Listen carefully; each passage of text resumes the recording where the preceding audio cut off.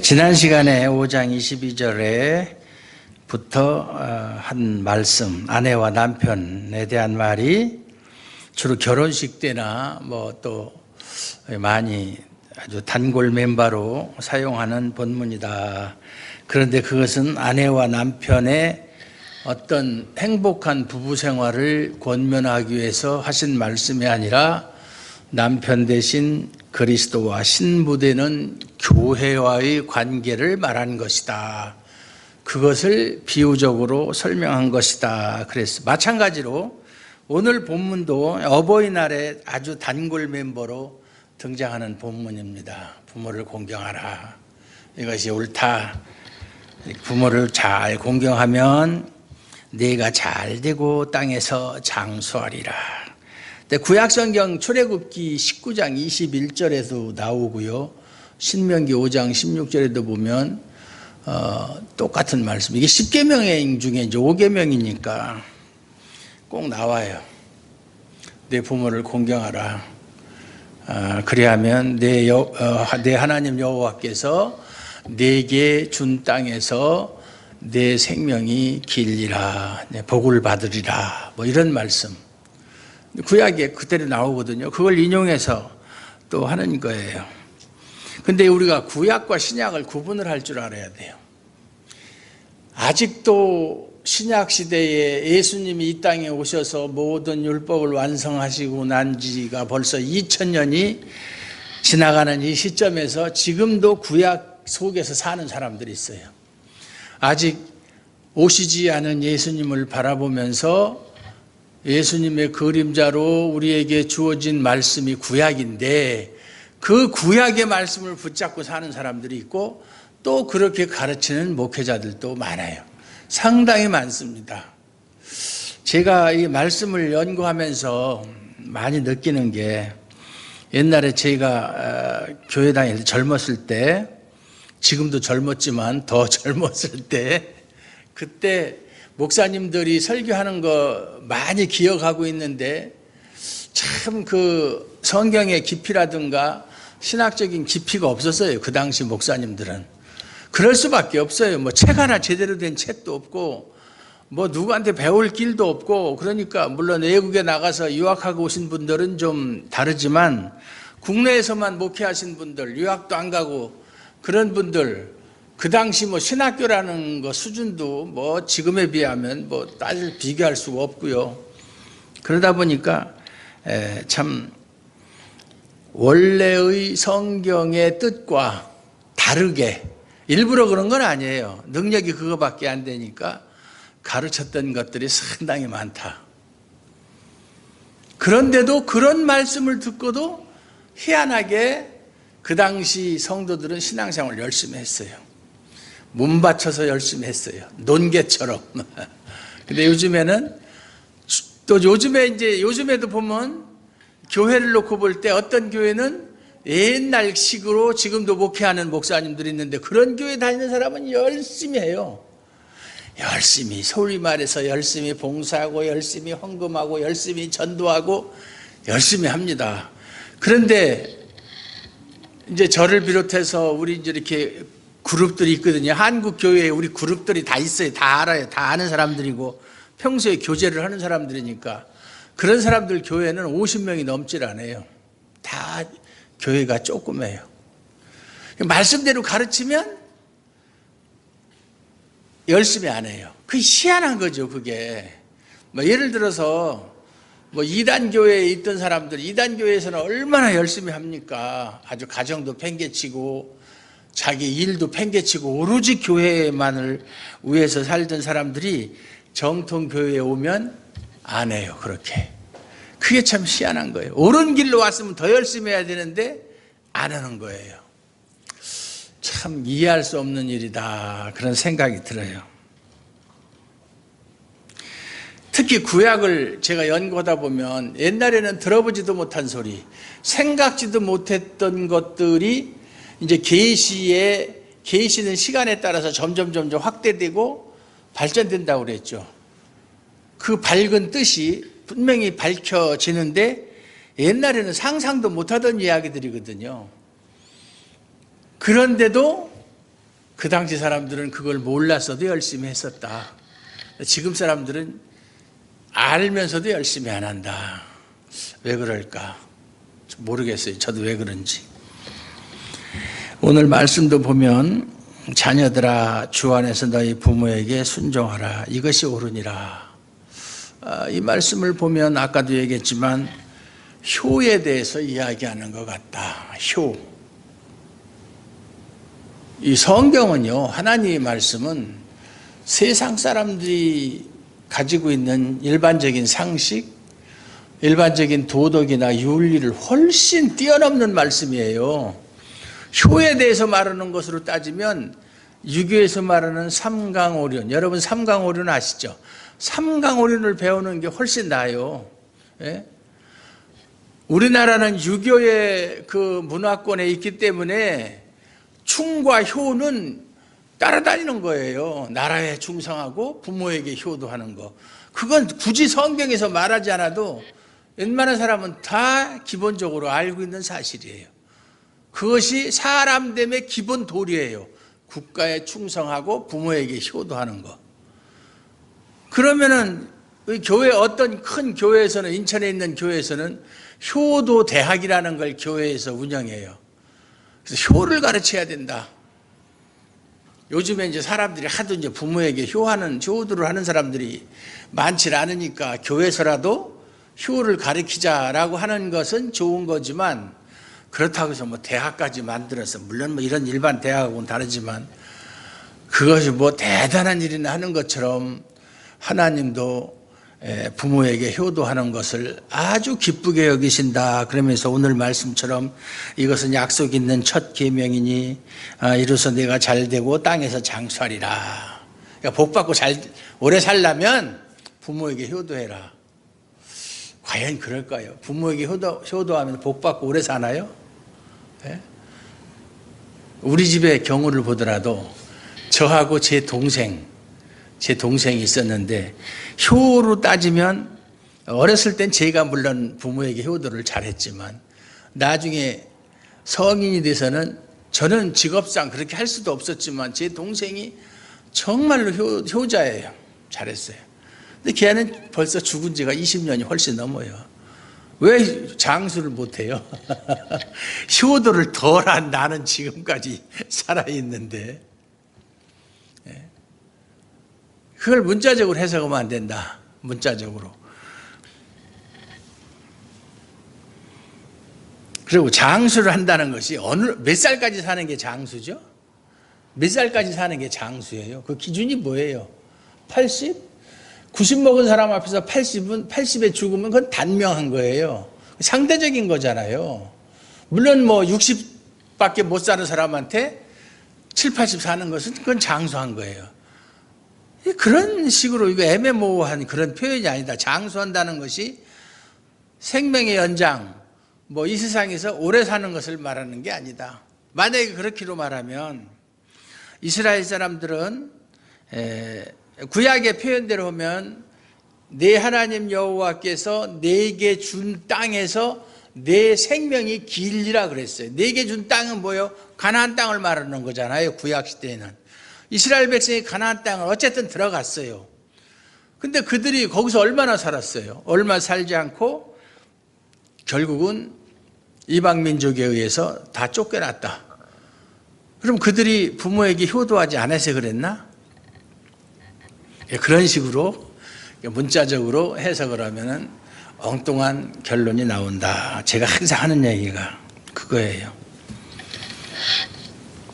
그래서 성경 해석에 대해서 공부를 많이 해야 되는데 그냥 얼치기로 배워가지고 그냥 문자적으로 해석하고 어떤 거는 순전히 그냥 상징적으로 알레고리컬하게 풍류적으로 해석해서 말도 안 되는 거. 그러나 또 그럴듯해요. 또 그럴듯해요. 어제도 제가 뭘 하다가 유튜브를 보니까 어떤 목사가 설교하는 거 잠깐 들었더니 뭐 하나님께서 이 땅에 사람을 보낸 것은 그들이 천상세계에서 범죄했기 때문에 그들을 감옥에 가둬놓기 위해서 이 땅에 보냈다. 그래서 이 땅은 범죄한 영혼들의 감옥이다. 아니 그렇다면 범죄한 영혼들의 감옥이라면 에덴 동산도 감옥이야? 그러면 에덴 동산도 감옥이라면 뭘 에덴 동산에서 쫓아내기는 다 감옥이라면 말이 안 되는 얘기잖아요. 그런데 그런 말도 안 되는 설교를 듣고 사람들의 반응이 댓글 담궈보면 목사님은 역시 진리의 사도입니다. 무슨 정말 생명의 말씀을 전해주십니다. 참 이 정도다 수준이. 성도들의 수준이 이 정도다. 이거 분별을 못하는 거예요. 뭐가 옳고 그른지를 분별을 못해요. 그냥 자기 귀에 듣기 좋으면 옳은 소리고 듣기 거북하면 틀린 소리예요. 그들의 기준이라는 것이. 그래서 제가 하도 화가 나가지고 거기다가 그냥 그 사람 내가 누군지도 모르니까 뭐 목사인지 뭔지 모르니까 제가 욕을 참 잘하거든요. 막 욕을 써서 이 사기꾼 놈아 말도 안 되는 소리 해서 수많은 사람 미혹시키지 말아라. 지옥 가려면 너 나가라. 다른 사람까지 끌고 가지 말아라. 그런데 그런 설교는 올라온 지 몇 시간에서 몇천 건씩 올라가요. 조회수가. 그걸 기다리고 있는 사람이 있다는 거야. 내 설교는 아무리 저기 해도 일주일에 10회도 안 되는데 그래서 유장로님한테 유튜브 올리지 마라 그거 누가 보지도 않는 거 그렇게 하고 싶어도 그래도 또 보는 사람이 있어서 또 우리 김영배 집사님이나 오니까 또 안 올릴 수도 없고 그 전에 왔던 사람들도 다 그 본 사람들이 오더라고요. 왔으면 좀 계속 잘 다니든가.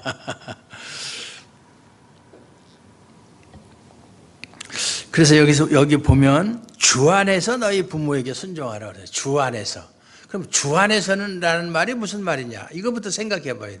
주 안에서. 그러면 주 밖에서는 부모에게 순종하지 않아도 괜찮다는 이야기냐? 이렇게도 생각해 볼 수 있어요. 그럼 첫째는 뭐냐? 주 안에서라는 말이 무슨 말이냐? 흔히들 이 말씀을 어떻게 하냐면 어떤 사람은 그렇게 해석을 해요. 주 안에서란 그리스도를 믿는 부모에게는 순종해야 된다. 그러면 그리스도를 안 믿고 불교를 믿거나 이방 다른 종교를 믿는 사람이나 아니면 아무 종교도 없는 사람 부모한테는 순종하지 않아도 된다는 말이냐? 그건 말도 안 되는 소리예요. 그건 말도 안 되는 소리예요. 아니 그러면은 뭐 꼭 같은 신앙을 가져야만 부모고 같은 신앙을 가지지 않으면 부모가 아닌가? 그건 성립이 안 되는 소리잖아요.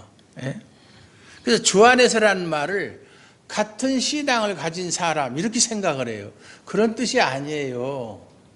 주 안에서라는 말은 물론 그리스도 안에서 그런 뜻인데 그리스도의 세계에서 그 말이에요. 주의 세계에서 더 자세히 말하면 주님의 질서 속에서 그런 뜻이에요. 주 안에서라는 말이. 그러니까 지금 부모에게 순종하라는 말이 육신의 부모, 효도적인 아까도 얘기했지만 육신의 부모에게 효를 다하는 개념에서 차원에서 말씀하는 것이 아니다 그 말이에요. 보세요. 앞에 같은 6장, 이 6장이 이제 에베소서의 마지막 장인데 에베소서가 뭐예요? 1장에 보면은 너희가 어떠한 사람들이냐? 너희는 전에는 하나님의 진노의 자녀였었지만 예수 그리스도께서 하나님께서 너희를 만세전에 택하시고 예수 그리스도께서 너희를 위해서 죄와 허물 가운데서 다 구원하셔서 너희가 하나님의 자녀가 되었다. 그리고 하나님의 자녀가 된 사람들이 교회다. 그러면서 그 다음부터는 교회가 무엇인가? 그래서 교회론에 대한 책이라고 그랬잖아요. 에베소서가. 그 얘기를 하는데 효도에 대해서 이야기하고 부부의 행복한 부부 생활에 대해서 이야기한다는 것은 맞지 않는 소리예요. 그것이. 교회 얘기하면서 왜 부부 생활을 얘기하고 부모와 자녀의 이야기를 하고 그러겠어요. 그건 비유예요. 비유. 이것이 옳다. 왜 자꾸 이것을 강조하느냐 하면 내 아버지와 어머니를 공경하라. 아버지 어머니라고 그랬고요. 이것은 약속이 있는 첫 계명이다. 우리 10계명에 이제 보통 우리가 10계명을 그 4계명까지는 뭐 대신계명이다. 그리고 5계명부터는 대인계명, 그렇게 나누는 것은 사실은 옳지를 않아요. 모든 것이 다 대신계명이에요. 굳이 뭐, 왜냐하면 제10계명이 네 이웃의 이것을 탐내지 말라는 건데, 골로새서 3장 5절에 보면 뭐라고 그랬어요? 탐심은 우상숭배다. 우상숭배가 몇 계명이죠? 1계명이에요. 그렇죠? 그것은 직선으로 이렇게 수직으로 된 게 아니라 원으로 되어 있는 거예요. 돌고 도는 거예요, 결국은. 다 하나님에 대한 계명이지, 하나님과의 관계 속에서 하나님이 우리에게 계명을 주신 것이지, 여기 1번부터 4번까지는 나에 대한 의무를 말하는 것이고 5번부터는 사람과 사람 사이에서의 의무, 그거 아니에요. 그렇게 구분하면 안 되는 거예요. 어쨌든 약속이 있는 첫 계명이다. 이게 사람과의 사이에서의 첫 계명이라는 얘기죠. 이로써 네가 잘 되고, 요 잘 된다는 말 때문에 그러는 거예요. 땅에서 장수하리라. 잘 되는 것이 무엇이냐 그러면, 잘 되는 것이 무엇이냐? 뭐가 잘 되는 것이냐? 그러면 사람들은 항상 자기 육신이 잘 되는 것을 생각해요. 뭐 물질의 축복, 건강의 축복, 아니면 뭐 사업의 번영, 뭐 이런 걸 생각해요. 이 세상에서 잘 되는 것. 그걸 생각하는 거예요. 그래서 그 요한 3서 2절에 보면 사랑하는 자여, 내 영혼이 잘됨 같이 내가 범사에 잘 되고 강건하기를 내가 간구하노라 하는 말씀이 오순절 순복음교회의 아주 표예요, 표. 그걸 아주 표로 내걸고 있어요. 근데 우리 장로교에서도 그걸 또 따라서 하는 사람들이 또 있더라고요. 근데 그걸 문자적으로 해석해서 결국 그 얘기를 어떻게 해석하냐면, 예수 잘 믿으면 영혼이 구원받고 이 세상에서도 복받고 건강하게 오래 산다, 그 소리예요. 그거는 성경의 정신과는 다른 말이에요. 성경은 하나님의 말씀, 우리가 이 세상에서 잘 되고 성공하고 뭐 하는 것은 관심이 없어요. 하나님은 그걸 말하는 게, 하나님이 전 우주를 창조하셨고 영원부터 영원까지 계신 하나님이 인간의 이 세상의 짧은 생명 속에서 잘 되고 행복한 것에 대해서 하나님이 관심을 가지고 말씀하시는 하나님이 아니에요. 그런 좁은 하나님이 아니에요. 자꾸 우리는 모든 것을 생각할 때 내 중심으로 저 높은 하늘을 바라보지 못하고 땅에 있는 것만 생각하고 육신의 것을 생각하니까 자꾸 그건 신앙하고 상관이 없는 것들이에요.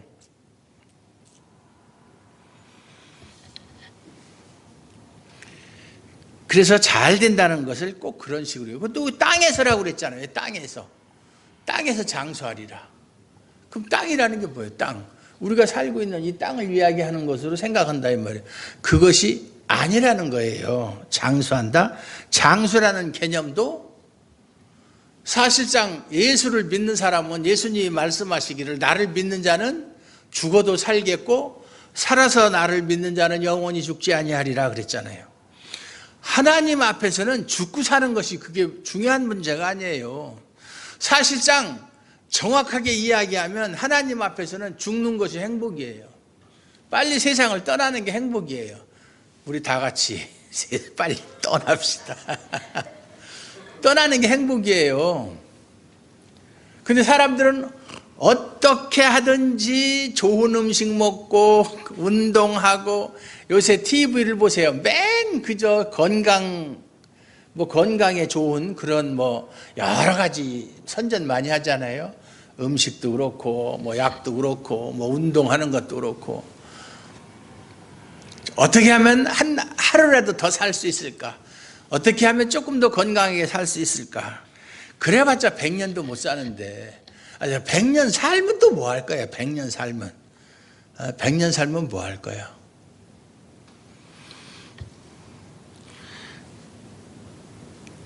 사람이 얼마나 오래 사느냐, 또 오래 살지 못하느냐 하는 것은 하나님의 관심사가 아니에요.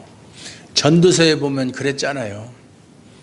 솔로몬이 깨달은 게, 인생의 이치를 깨달은 게, 이 세상에서 태어나지 않는 사람이 행복한 것이고 태어나면 태어나자마자 죽는 사람이 행복한 사람이다.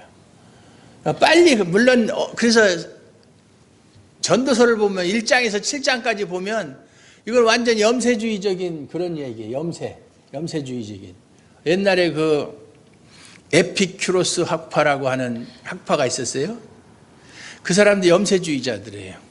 예? 아니면 또 뒤에 나오는 쇼펜하우어적인 염세주의 사상. 그런 사람들은 뭐예요? 이 세상에 사는 게 의미가 없다는 거예요. 빨리 떠나는 게 좋다. 근데 이제 전도서는 그런 뜻은 아니에요. 그것은 하나님 없는 사람의 이야기고 결국 솔로몬이가 결론적으로 깨달은 것은 하나님을 경외하는 것만이 인생의 유일한 행복이다. 그걸 이제 말하고자 하는 것이에요. 그러니까 하나님을 깨달은 사람은 공자도 그런 얘기를 했어요. 사람이 진리를 깨달으면 아침에 도를 깨우치면 저녁에 죽어도 좋다. 그러니까 저는 벌써 깨달았기 때문에 지금 당장 죽어도 좋다. 이 삶과 죽음이라는 것은 우리가 생각하는 죽으면 모든 것이 끝난다, 끝이다, 종말이다. 그게 아니에요. 새로운 세계의 시작이에요. 새로운 세계에서 새롭게 시작하는 거예요. 우리가 상상할 수도 없고 경험하지도 못했고 가히 성경의 표현대로 말하면 가히 이룰 수 없는, 표현할 수 없는 그런 세계로 들어가는 거예요. 근데 그런 건 전혀 생각을 안 하고 오직 우리가 생각하는 건 땅에서 잘 되고 오래 사는 것만 생각하니까 이상한 소리 한다 그 말이에요. 여기서 부모라는 것은 실제로 우리 육친의 부모도 얘기했지만 성경에 보면 디모데전서에서 바울이 디모데에게 뭐라고 그러냐면 이 세상에 스승은 많지만 아비는 많지 않다 그랬어요. 복음을 가르치는 사람이 부모예요. 부모. 네, 그걸 알아야 돼요. 사실상 혈통적인 부모 물론 중요하죠. 나를 낳아줬으니까. 그렇지만은 가장 훌륭한 부모, 영적인 부모는 복음으로. 그래서 바울도 디모데에게 내가 복음으로서 너를 놔두다 그랬잖아요. 복음을 가르치는 사람이. 근데 왜? 사실 우리 교회에서는 뭐 아직까지 그런 게 잘 정착이 안 됐는데 스승의 날 되면요, 이 목사님들한테 선물을 많이 해요. 세상의 지식을 가르쳐주는 스승도 훌륭하지만 영혼의 유익을 위해서 그 지도하는 스승들이 더 훌륭한 거예요. 근데 그걸 몰라요. 예? 스승의 날 뭐 해줬죠? 장로님 양말 하나 사줬나? 아니면 그것도 안 해줬던가? 예? 그걸 몰라.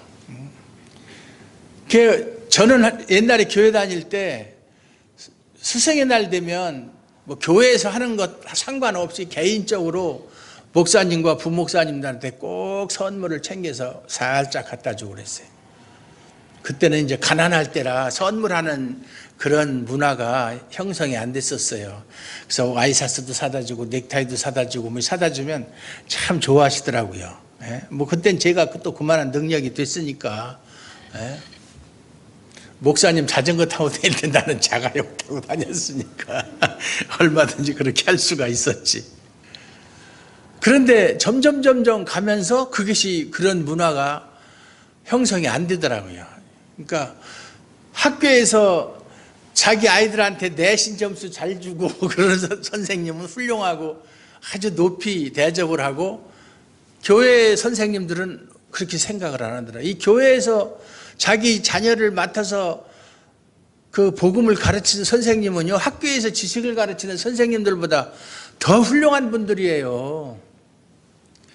내년 스승의 날에는 우리 예인이 선생님들한테도 잘하고 여러분들을 가르치는 선생님들한테도 잘하고 그러세요.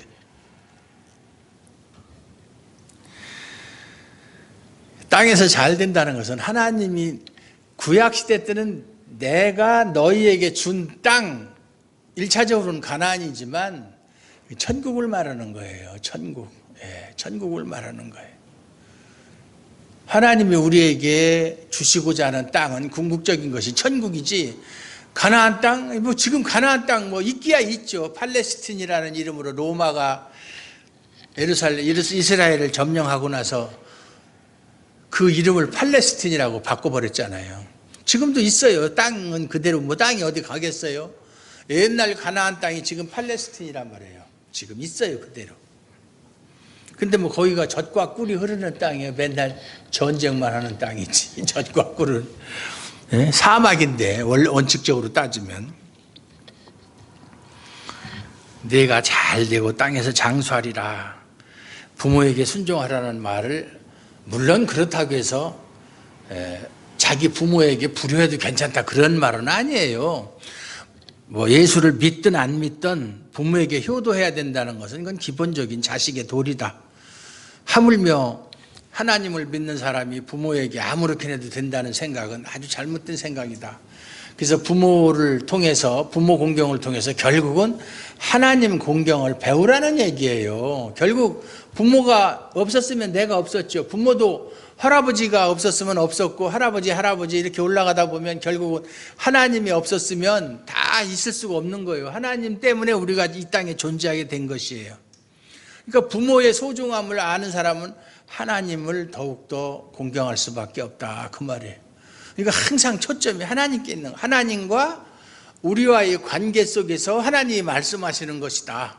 이 복음이라는 것이 결론적으로는. 그럼 아비들아 너희 자녀를 노엽게 하지 말라.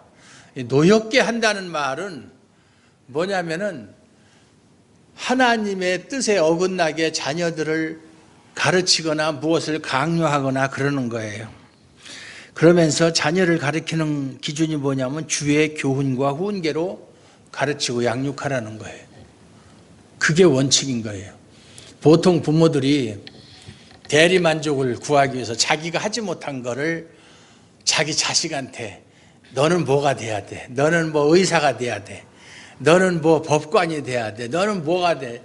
자기가 옛날에 하고 싶었는데 못했던 걸 자식을 통해서 성취감을 얻으려고 하는 거 아주 잘못된 사고방식이에요. 자기는 별로 공부도 못했으면서 애들한테는 공부 열심히 해라, 공부 열심히 해라. 예? 대리만족이죠. 그러면 자식들은 뭐예요? 희생자예요, 희생자. 왜 부모의 그 욕심 때문에 내가 희생당해야 돼요, 자녀가? 자녀는 자녀대로 독립된 인격을 가지고 태어났고, 자녀 또한 하나님과의 관계 속에서 완전히 하나님의 자녀로서 이 땅에 사명을 가지고 하나님께 보내심을 받은 사람인데, 왜 부모가 요즘에 보면 뻑하면 자살할 때 자녀들하고 같이 죽고, 그건 아주 죄악 중에 큰 죄악이에요. 자식이 부모의 소유물이 아니에요.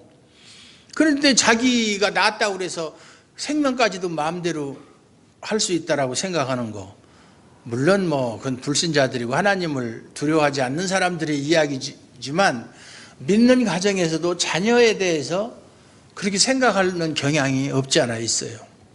조심해야 돼요. 자녀는 하나님이 이 땅에 보내신 사명을 갖고 이 땅에 온 하나의 사명자예요. 대우해 줘야 돼요, 인격적으로. 자식이라고 내 마음대로 할 수 있어요. 말도 그냥 함부로 하지 말고요. 옛날 조선시대만 해도 자식이 장성하면 자식한테도 반말을 안 했어요. 반말을 안 해요. 아버지도 아들한테 반말을 안 했어요. 어머니는 말할 것도 없고, 삼종지이라고 그래서 여자가 결혼하기 전에는 아버지의 뜻을 따르고, 결혼하면 남편의 뜻을 따르고 뭐 그런다고, 또 남편이 죽으면 아들의 뜻을 따른다는 게 삼종지이거든요. 삼종지도라고도 하고. 아들이 장성하면 어머니도 아들한테 반말 안 했어요. 저도 그걸 우리 애할머니가 우리 삼촌들한테 반말하는 걸 못 들었어요. 이것 좀 드셔보게.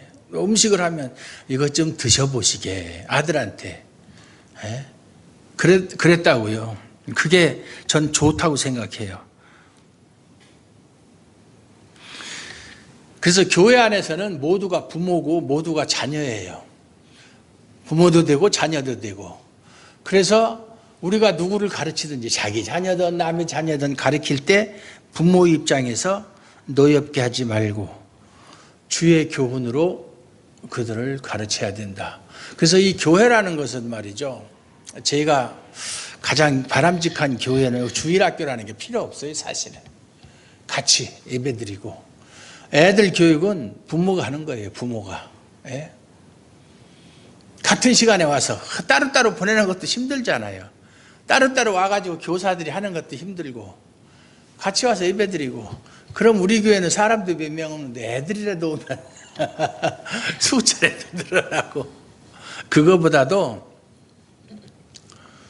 어린아이들도 같이 와서 담임 목사님의 설교를 듣고 신앙 지도를 받는 것이 마땅하다.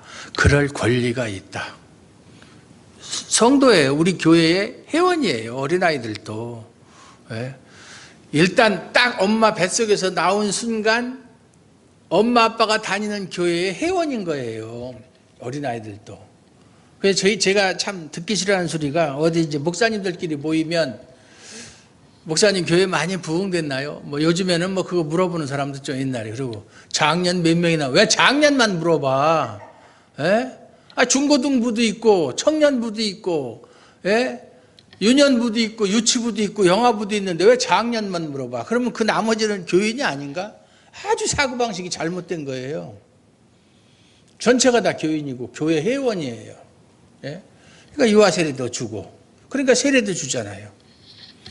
그리고 때가 되면은 입교식도 하고 그때는 이제 참정권도 있는 거죠. 투표도 하고. 예. 그래서 교회에서는 누구나가 다 부모도 되고 자녀도 되고 그런다. 배우는 입장이고 또 가르치는 입장이다. 저도 마찬가지예요. 저는 안 배우나요? 저도 배워요. 저도 배우고 가르치고. 저는 뭐 가르치기만 하나요? 저도 배워요. 그 뭐 꼭 책상에 앉아가지고 학교에서 공부하듯이 그렇게 배우는 것만이 배우는 게 아니잖아요. 그래서 자녀와 부모의 관계, 부모를 공경하는 것, 나를 이 세상에 있게 한, 육신적으로 있게 한 육신의 부모를 공경하고 순종하는 사람이라면 내 영의 아버지이신 하나님께 더욱더 순종하고 공경하는 법을 육신의 부모 공경을 통해서 배운다 그 말이에요. 믿습니까? 그래서 믿는 사람들은 부모한테 더 잘해야 돼요. 물론 저도 참 잘하지 못하는 게 항상 부끄럽지만은 제가 옛날 시골교회에 있을 때 그 부모에게 불효하는 사람은 징계를 하고 시리를 해서 6개월 동안 교회에 나오지 말고 회개하라고 그랬고 그렇게 했어요. 근데 요즘에는 치리가 없다 보니까 또 그 가정에서 무슨 일이 있는지 말 안 하면 모르잖아요. 예. 근데 그것은 기본적인 것이고 하나님께서 말씀하시는 것은 이 세상 사람이 말하는 효의 개념을 초월한 개념으로 말씀하시는 것이다. 그걸 알고 하나님을 더욱더 공경하고 하나님 말씀에 순종하는, 그래서 하나님께서 약속하신 그 법, 이미 우리는 그런 차원에서 보면 이미 이 땅에서 잘된 사람이고 장수하는 사람들이에요. 그걸 알아야 돼요. 우리가 무엇을 하면 어떻게 된다는 것이 아니라 이미 우리는 하나님의 약속 안에서, 은혜 언약 안에서 이미 장수의 복을 받았고 잘됨의 복을 받은 사람들이에요. 받은 사람들. 이 성경은 말이죠, 신약 성경은 너희가 이렇게 해라 그러면 이렇게 해주겠다 그런 말이 있지만 그 말의 원래적인 의미는 너희는 이미 그런 사람들이다. 그러니까 이렇게 사는 것이 합당하다 그 말이에요. 제가 지난번에도 산상팔복에서 설명했듯이 산상팔복이 뭐 마음이 심령이 가난한 자는 복이 있나니 천국이 저희 것이며 심령이 가난해야 천국을 소유한다 그런 것이 아니라 그 8가지 복은 이미 천국을 소유한 사람들에게서 나타나는 그러한 품성이다. 그걸 말씀드렸어요. 다 이미 우리는 하나님의 약속을 다 그리스도 안에서 성취함을 받은 사람들이에요. 그러니까 우리가 무엇을 해서 아직도 뭘 받아야 될 것이 있는 것이 남아있지를 않아요. 다 받은 사람들이에요. 우리는 이미 영생을 소유했고 천국의 시민권을 확보했고 그리스도와 함께 하늘에 안치운 자 되었고 다 그런 사람들이에요. 그것을 목표로 삼고 무엇을 해서 얻으려는 생각은 잘못된 생각이다. 그건 복음이 아니에요. 그건 율법이지. 그런 건 없어요. 그런데 자꾸 지금 이 시대에도 무엇을 하십시오. 이렇게 하십시오. 그래야 이렇게 됩니다. 이렇게 하는 것은 그건 구약적 개념이다. 그건 아니에요. 이미 실체가, 예수님이신 실체가 오셨고 예수님이 모든 걸 다 이루셨어요. 우리는 누리기만 하면 되는 거예요. 누리는 삶을 사는 것이지 무엇을 얻기 위해서 무엇인가 일을 해야 된다는 생각은 잘못된 생각이다. 믿습니까? 얼마나 편해요. 아무것도 안 해도 되고. 아무것도 하지 마세요. 하고 안 하고는 하나님이 마음에 감동을 주시면 하는 것이고 안 그러면 안 하는 것인데, 한 가지 분명한 것은 하나님께서 우리에게 복 주시고 잘되게 하는 것은 이미 끝난 일이지 우리가 그것을 얻기 위해서 뭔가 해야 할 일이 남아있는 것은 아니다. 이것이 복음이에요. 복음. 그 복음을 잘 이해하시고 하나님께서 우리에게 축복하시고 우리를 위해서 이루신 큰 일을 항상 감사함으로, 우리는 감사함밖에 나올 게 없어요. 다 되어진 일이니까. 나는 아무것도 안 했는데 다 이루어졌네? 감사밖에 없어요. 그러니까 항상 감사라고 그렇게 말하고 있는 거예요. 기도합시다. 하나님 아버지 감사합니다. 오늘도 하나님의 크나크신 은혜와 사랑을 다시 한번 배웠습니다. 아버지 하나님, 이 귀한 말씀을 우리가 듣고 배울 때에 이 말씀에 따라서 아버지 하나님을 더 깊이 알고 더 잘 공경하고 순종해서 우리가 이미 받은 바 그 모든 복이 우리에게 이미 주어졌음을 증거할 수 있도록 도와주시옵소서. 예수님의 이름으로 기도드리옵나이다. 아멘.